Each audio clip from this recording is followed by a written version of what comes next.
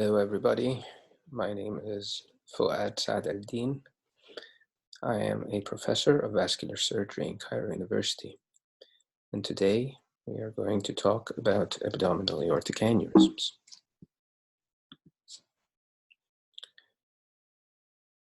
To start with, what is an aneurysm?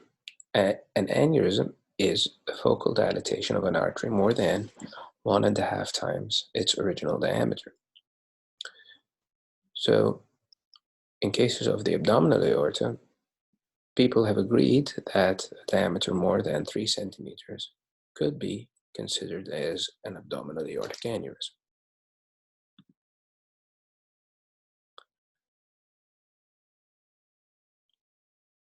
The real cause is not really known, but it is believed that a combination of inherited and acquired conditions lead to destruction and weakening of the arterial wall and subsequent dilatation and aneurysm formation. Family history may play a role. Smoking history is also associated with the development of a AAA. Interestingly enough, hypertension is not associated with the development of a AAA. However, if there is an abdominal aortic aneurysm, a person with an uncontrolled blood pressure is more likely to rupture.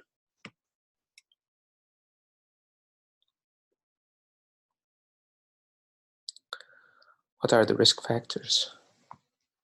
Age, sex, race.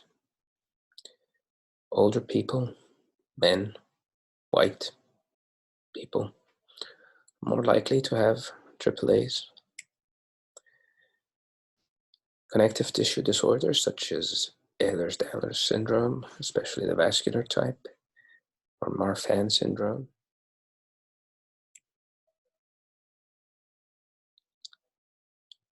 Other risk factors include obesity, sedentary lifestyle, peripheral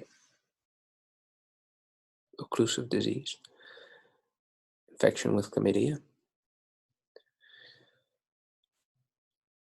In relation to the renal arteries, this abdominal aneurysm may be below the renal arteries, or one of the renal arteries may come out from it, or the aneurysm may even go higher up to include the superior mesenteric or even the celiac artery.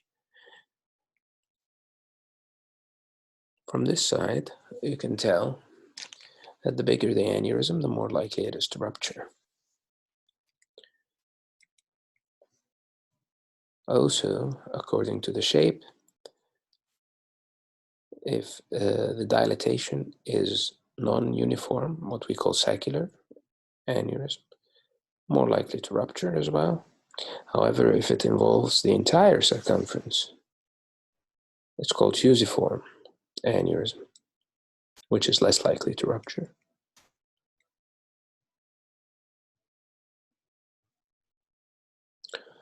The diagnosis is made using both clinical and investigative tools. And since most of the AAAs are asymptomatic, they are usually detected by an ultrasound or a CT scan done for an unrelated reason. If there are symptoms, however, they may involve early satiety, nausea, vomiting, some urinary symptoms from bladder compression. A person with a ruptured aneurysm may suffer from syncope, and most patients with ruptured abdominal aortic aneurysms will die before they even can reach the hospital. On physical examination, you may be able to detect a pulsating abdominal mass, which is a diagnostic sign. But obviously, if the patient is obese, you may not be able to feel it, to feel the aneurysm. You may detect a peripheral aneurysm, especially a popliteal aneurysm that is coexisting with the AAA.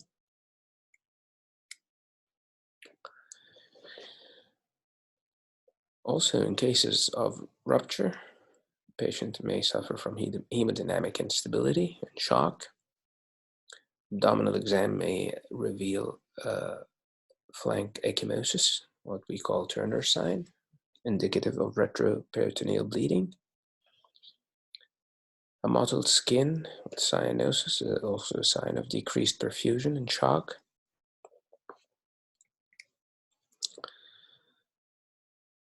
Regarding the imaging modalities we have an ultrasound, which is very sensitive and specific and safe, but it could not exclude a ruptured aneurysm. We have the CT scanner or a CT angiogram, which can give us better detail and definition of abdominal structure. But it does involve radiographic contrast medium and ionizing radiation. It is also used more now than before for planning of the treatment. It can also detect a rupture easily.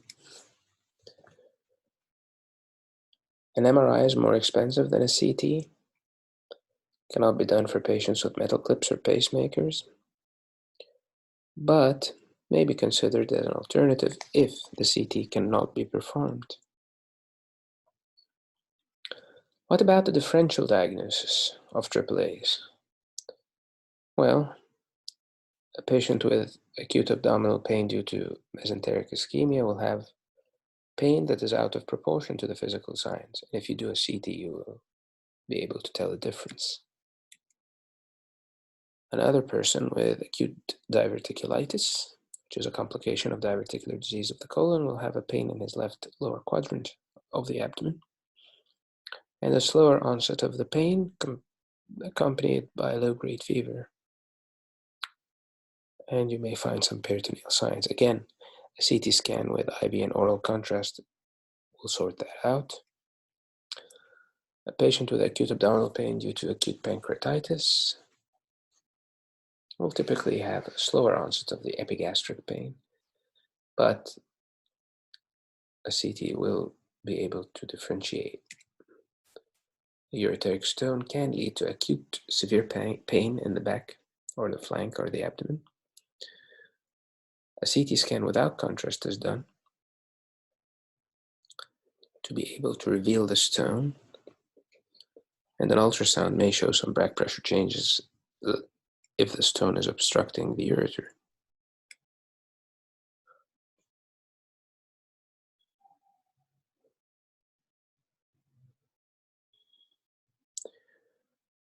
So how do we treat these AAAs? Well, medical treatment doesn't have a role really. At some point it was thought to have some benefit, but there is no evidence for that. Maybe in the unusual case of the person with chlamydia-related AAA, a course of doxycycline antibiotic may help to reduce the rate of expansion. Risk factor reduction is always advisable, especially to reduce the non-aneurysm related mortality, such as the cardiac mortality. So encourage weight loss if the patient is obese, promote an active lifestyle, and advise cessation of smoking.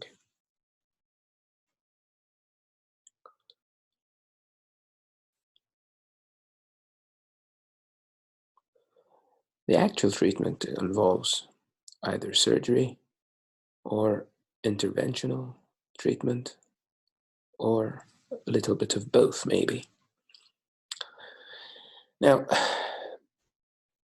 it is important to select the patients who will benefit from intervention, and those are the patients who have a long life expectancy. And for most patients in good health, elective surgical or endovascular repair is indicated for aneurysms with diameters greater than 5.5 centimeters in men and 5 centimeters in women.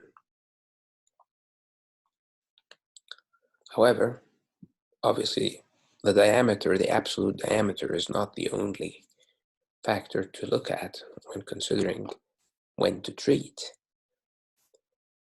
So if a patient has a symptomatic aneurysm, such as abdominal pain or back pain, should be treated regardless of the diameter. Another patient with rapid expansion of the aneurysm, which is more than half a centimeter in a 6 months period, should also be treated regardless of the absolute size. And if the aneurysm is saccular in shape, it should also be treated as soon as possible without considering the absolute diameter.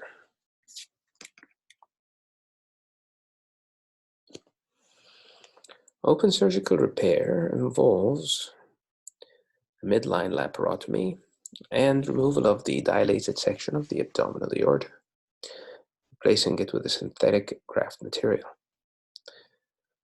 The discharge is typically 4 to 9 days after the procedure, and normal activity can be resumed in about 4 weeks. There is a 5% mortality, however, for elective repair, and some complications postoperatively may include ischemic colitis and spinal cord ischemia. The other method of treatment is called EVAR, which stands for endovascular aortic aneurysm repair. Now, in this method, a stented graft is introduced inside the aneurysm through the femoral artery under fluoroscopic guidance. And once this stented graft is deployed, the abdominal aortic aneurysm becomes excluded from the circulation, and hence the blood flows through the graft instead of this aneurysmal aorta.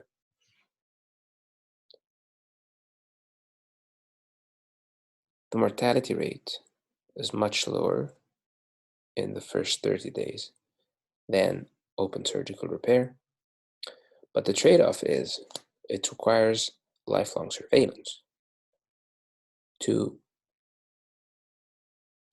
prevent repressurization of the aneurysm sac and hence delayed ruptures.